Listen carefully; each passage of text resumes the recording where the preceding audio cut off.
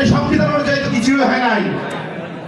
তাহলে এখন কেন আপনারা এই জুলাই নিয়ে তাল বাহানা করছেন? আমরা তো সংবিধান অনুযায়ী বিপ্লব করি নাই। আমরা ওই মুজিববাদী মুজিব ইন্দিরার ৭২ সংবিধানকে ছুড়ে ফেলে দিয়ে আমরা রাষ্ট্রপতি জীবন দিয়েছি, সংবিধানকে আমরা বয়কট করেছি।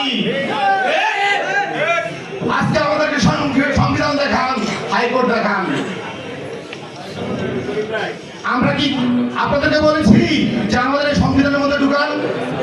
আমরা শুরুতে বলেছি এই সংবিধান ছুড়ে ফেলে দেওয়া হোক, দ্বিতীয় রিপাবলিক ঘোষণা করা হোক, সেকেন্ড রিপাবলিক ঘোষণা করা হোক, এবং আমরা বলেছি যুবলীগকে তার চুপুকে অনুসরণ করা হোক। আমরা বলি নাই?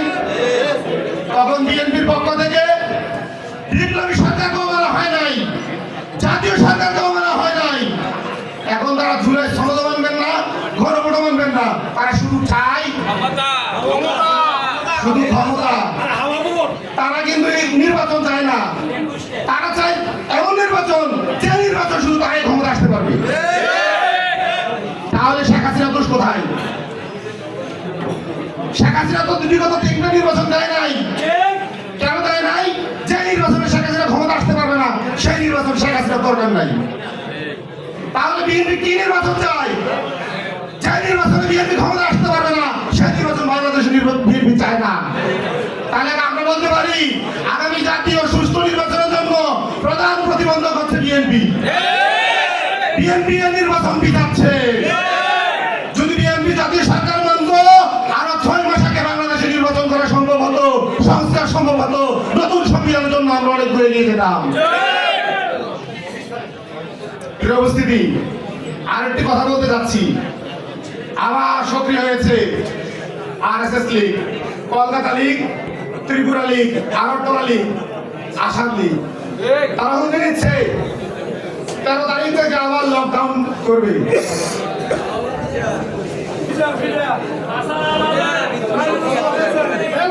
আপনাদেরকে একটা কথা বলে রাখি, আওয়ামী লীগ যখন ক্ষমতায় থাকে বা ছিল, তখন সারা বাংলাদেশ হয় বিরোধী দল। কোন নির্দিষ্ট দল বিরোধী দল হয় না বা বিরোধী দলের ভূমিকা পালন করে না। পুরাটা জাতি এটাই আওয়ামী লীগের বিরুদ্ধে বিরোধী দলের ভূমিকা পালন করে। আর আওয়ামী লীগ যখন ক্ষমতা হারায়, বাংলাদেশ মন্ত্রীরা যখন ক্ষমতা থাকে, তখন আমাদের বিরোধী দল হয় ওই দিল্লি। আজকে শেখ হাসিনা আওয়ামী লীগের দিল্লি শাখা থেকে আমাদেরকে হুমকি দিচ্ছে সে বাংলাদেশের লকডাউন করবে। আমরা কি শেখ হাসিনার এই স্বাদ পূরণ করতে প্রস্তুত না? কুমিল্লার বিপ্লবীরা প্রস্তুত না? শেখ হাসিনার সাথে আমাদের কিন্তু একটা বোঝাপড়ার দরকার আছে। আমরা যতই মনে করতেছেন শেখ হাসিনা বাংলাদেশে আসা উচিত না, আমি মনে করি একটা আসা উচিত।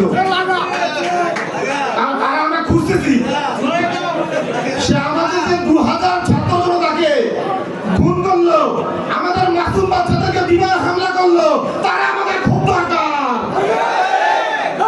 শেখ হাসিনার পিঠের চামড়া তুলে ফেলার জন্য আমরা শেখ হাসিনার সাথে আবার লড়াই করবো। শেখ হাসিনা যদি কোনো সাহস থাকে, বাংলার বাড়িতে নামো, তোমার নামার সাথে সাথে বাংলাদেশ বিস্ফোরণ ঘটবে, আরেকটি বিস্ফোরণ ঘটবে, সেখানে আবার লড়াই হবে। এবার লড়াইয়ে পূর্ণাঙ্গ বিপ্লব হবে।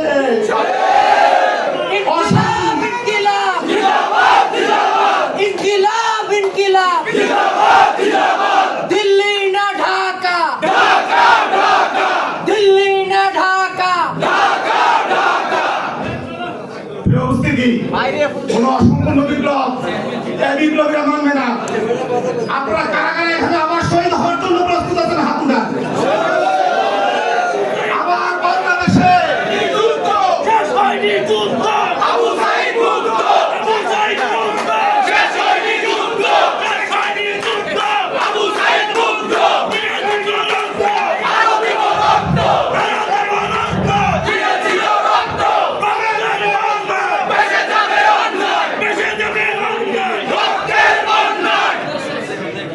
উপস্থিতি, একদম সংক্ষিপ্ত কথা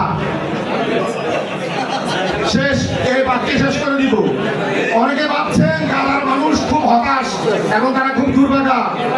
এক হিসেবে গাজার মানুষ পৃথিবীর সবচেয়ে সৌভাগ্যবান, যারা প্রতিনিয়ত জান্নাতে চলে যেতে পারে শহীদ হয়ে।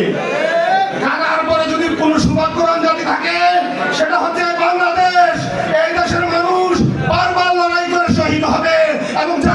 যাবে। সুতরাং বাংলাদেশের মানুষকে সবসময় সজাগ রাখতে হবে এবং তোমার নির্দিষ্ট গন্তব্যস্থল হচ্ছে শহীদ হওয়া।